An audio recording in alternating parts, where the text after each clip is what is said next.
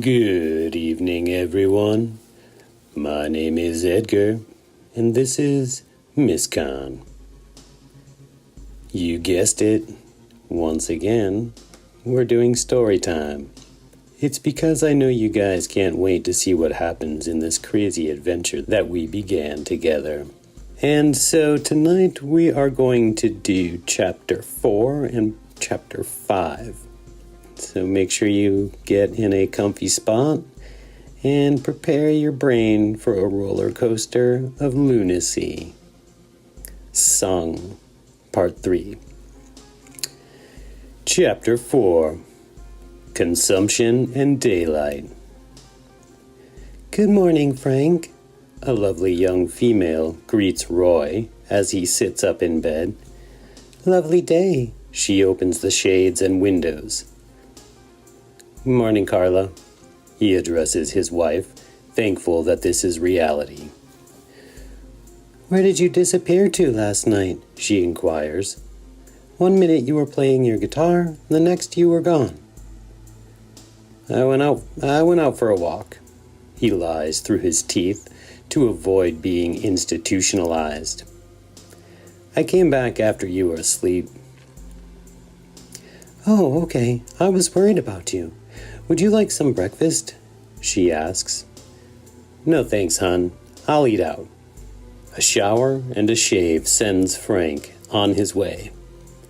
Black slacks, a white button-up shirt, and a black necktie envelop his slightly overweight physique.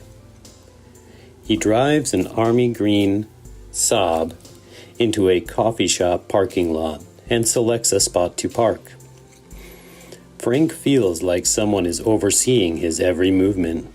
He looks around and sees no one. As he enters the building, he turns for one last glance. He spots a tall man across the street. The man wears a dark gentleman's hat which hides his face in a shadow.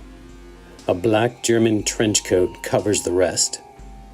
Frank stares for a second and then proceeds inside. He sits at the counter for quicker service.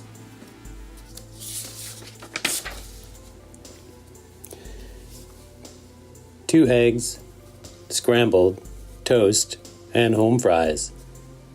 He recites to the waitress like a memorized poem. She jots down his request and moves away. Frank is generally the quiet type. He bothers no one, and in turn, no one bothers him. This philosophy served him well in his 32 years of breath. Good morning, a young voice appears in Frank's ear. Good morning, he replies, realizing now he was staring at the boy, which must have prompted his words. As Frank fiddles to remove the folk songs from his briefcase, the young man notices. A musician? The boy makes a statement in the form of a question. I play a little guitar, is Frank's reply. Although Frank spoke of music, he was more intent on examining the sheets for signs of magic or satanic incantations. I also play the guitar, the boy speaks. I'm Tom. Tom reaches to shake Frank's hand. Frank, he declares, and they grip. Frank, being predominantly introverted, isn't much for conversation, but he tries his best while he rushes a pair of cooked chicken eggs into his belly. He finishes, pays, and leaves in as short a time as possible. As Frank walks towards his car, he remembers the mysterious man who watched him earlier. He looks to see if the man remained. A rush of adrenaline and fear constricts Frank's throat as he looks to see that 3 other men, similarly dressed, have joined his dark observer. All of their faces, shadows, and all of their figures hidden by coats. Although their eyes are unseen, Frank knows they stare at him. Run away, Frank's mind yells as it quotes a Monty Python movie that for some reason he remembers right now. Frank doesn't run, though. Instead, he walks casually to his car and ignores the watchers. With quickness, Frank drives towards the Princeton building down the road. He is a simple desk jockey who, pretty much, still does the copying, faxing, and collating for the higher-ranking office losers. But his 4 years of service earned him a little desk in the corner. That's the end of Chapter 4. Chapter 5. The Song of Kandar. Frank thinks about work in an attempt to slow the paranoia as he drives on. The rearview mirror indicates no pursuit, but he is compelled to keep looking. "Excuse me, sir." An apparent smoker tries to attract Frank's attention on the walk from the ramp garage to the elevator. "Excuse me." The voice comes again from a vagrant, peasant-looking man of the streets. "Here," Frank says as he gives the man some change without even looking back. "That was not my intent," was the reply. "But thank you." "Then what was your intent?" Frank walks faster now, still not looking. "To speak with you." "No time, my friend," Frank says and disappears into an elevator up to the office. Work sucks. It is now 6 p.m. and Frank journeys to his car. On the landing above Frank's car stands a congregation of black hat watchers. He notices that 2 more have joined their 4 friends. Again, he pretends not to see them, but he knows that they know. Driving out into traffic, he hears a familiar voice from the back seat. "They are the Kandar." The vagrant voice puts Frank into an immediate fear doused with anger. "What the fuck?" Frank pulls over. "What the fuck are you doing in my car?" "I told you, we need to speak," he protests. "Keep driving." Not quite sure why he complies, Frank drives on. "You're confused," the little man states the obvious. Yeah, no shit. Frank is a tad stressed with his reply. "I can tell you a little." The man resembles a gnome or a troll from a dirty fairy tale. "Music is the key to everything," the troll declares. Frank is now puzzled further, but continues on with an open ear. "The world as you know it is a song. Someone sings its song. Therefore, the world continues to live." Huh? Frank finds no other reply very adequate. "When you stopped playing the song of travel, you ended the travel. Then it no longer was real. Also, if you learn all of those songs, you will have power. You will be more in control." Of what? "Of everything." And the song of making? Frank remembers this one from examining the pages. Makes. The one-word answer caused simplicity to flow from the troll, making Frank almost feel stupid for asking. "And those men?"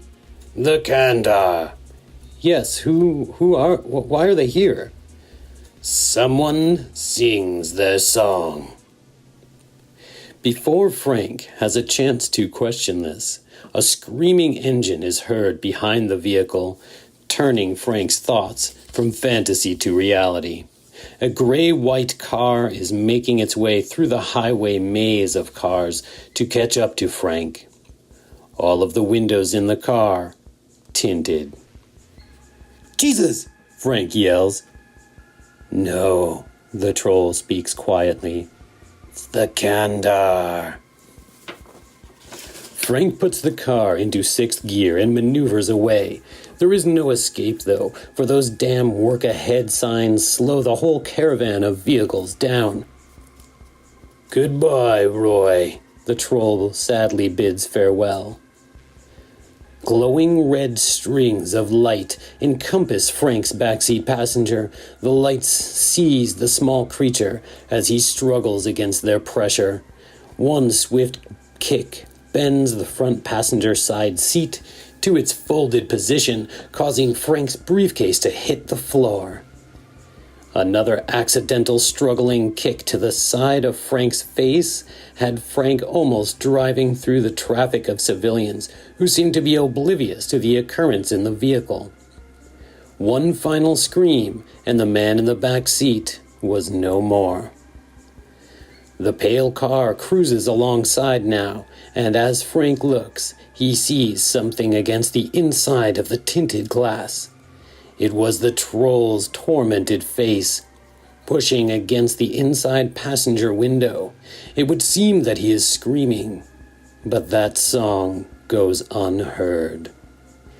As the car passes, Frank's heart is just about to discontinue its contract. In the rear window of the pale Deathmobile, he sees something that is unrecognizable to him.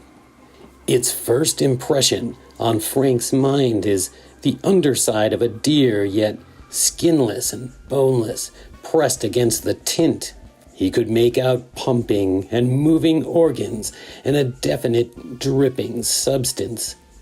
As Frank begs his God to save him, the car speeds out of range, ending the riddle of the sights in the windows.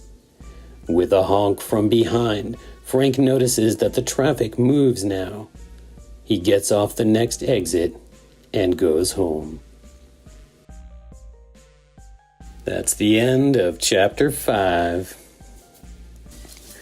Alright guys, I don't know about you, but I am really enjoying this insane ride. I mean, wow. I know I say wow at the end of every chapter of this story, but it really does cover a lot. Wow. Well, that's all the time we have for this week's episode, but I hope you'll be back to hear the rest.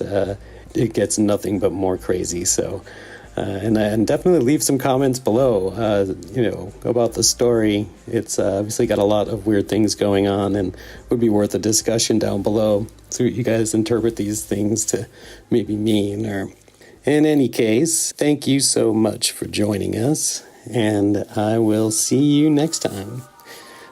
Once again, my name is Edgar, and this is Mystcon. Have a creepy day.